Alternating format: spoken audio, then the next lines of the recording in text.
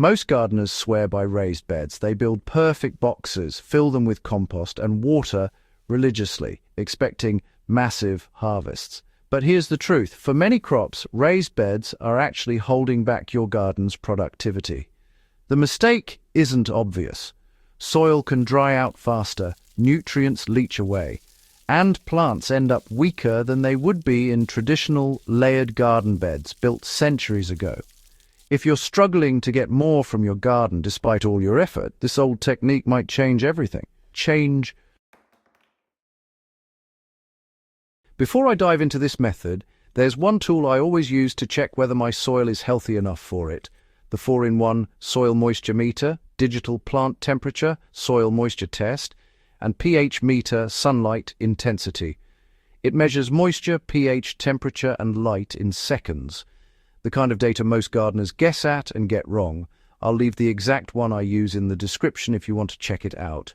Knowing these conditions is critical because this method relies on a soil system that can retain nutrients naturally without constant watering. Raised beds became popular because they prevent soil compaction, improve drainage, and make planting easier. All true. But the downside is subtle and serious.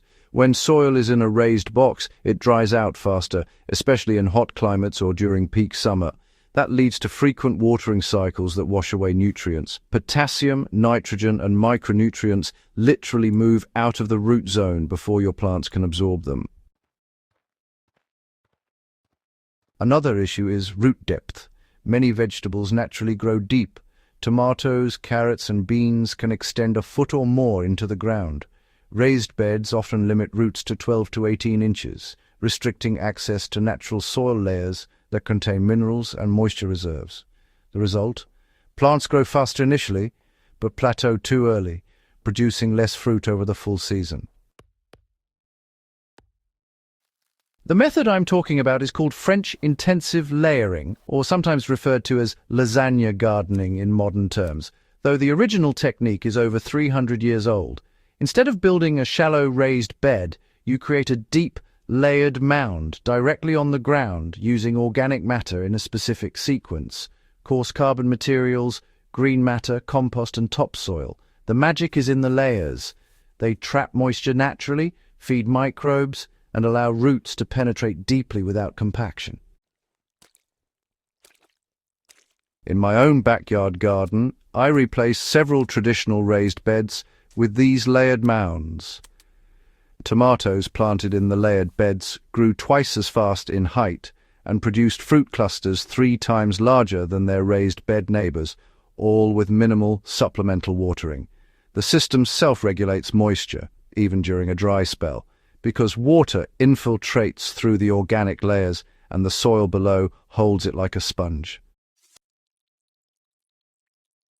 Even though this method works with minimal watering, it's not a set-it-and-forget-it trick.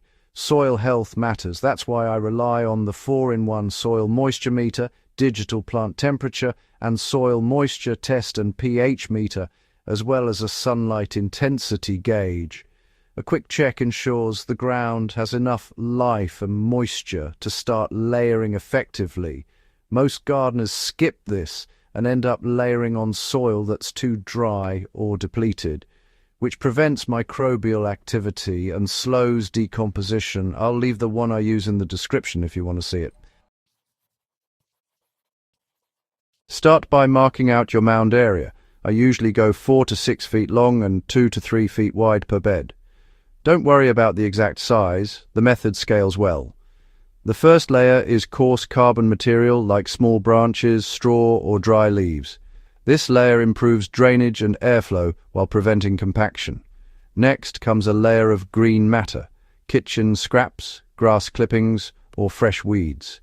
Then add a layer of compost and finally a thin layer of topsoil to hold seeds and seedlings in place. Repeat this layering until the mound reaches roughly 18 to 24 inches.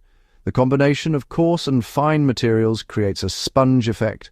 Water drains down slowly and remains accessible to roots, while the soil microbes in the compost digest nutrients into forms plants can absorb efficiently.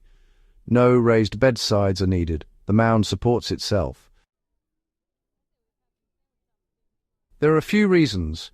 First, the deep layers allow roots to access nutrients and moisture throughout the mound. Second, the microbial activity in the decomposing layers accelerates nutrient cycling. Third, because water is retained naturally, plants are rarely stressed, which reduces leaf drop and increases flowering and fruit set.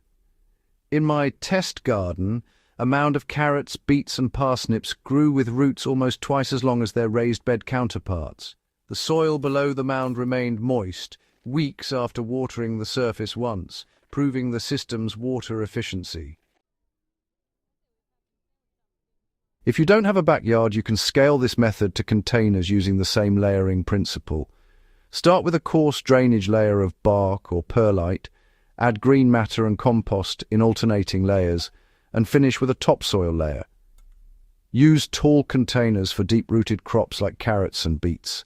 The layered structure still holds moisture and allows roots to grow deep, producing better yields than a typical pot filled with uniform potting soil. Even with containers, I check moisture and pH using the 4-in-1 soil moisture meter, digital plant temperature and soil moisture test, and pH meter and sunlight intensity before planting. Knowing exactly how much water and sunlight your container soil is receiving makes a huge difference for yield. Raised beds are marketed heavily as modern gardening solutions. They look clean, organized, and, pretty convenient. But honestly, convenience often comes at a cost. Limiting root depth, requiring constant watering, and, leaching nutrients make them less productive over a full season. This layered mound method was used extensively in Europe before the rise of modern raised beds and even in historic urban gardens. It's naturally water efficient, improves soil biology, and really maximizes food production without any fancy equipment. Once you understand how to layer properly, the results, I think, really do speak for themselves.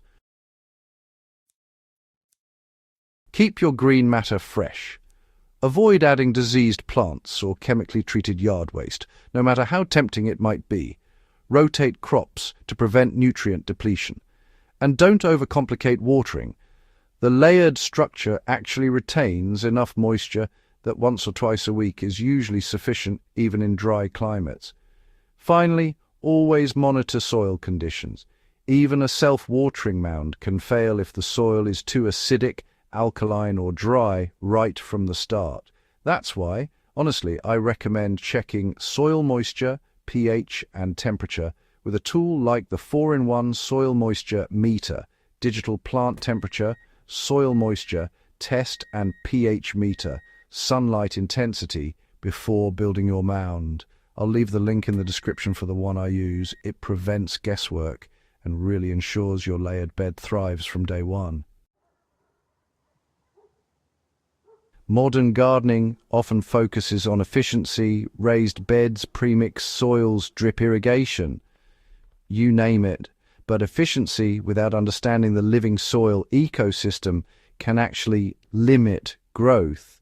Plants don't just need nutrients, they need microbial activity, soil structure, and deep, accessible moisture. This 300-year-old method maximizes all three without requiring fancy tools or constant attention. It's a reminder that traditional techniques often outperform modern shortcuts when we pay attention to how soil actually works. If you try this method, start with one mound or just a small section of your garden and compare it with your raised beds. Track growth, fruit production, and water usage.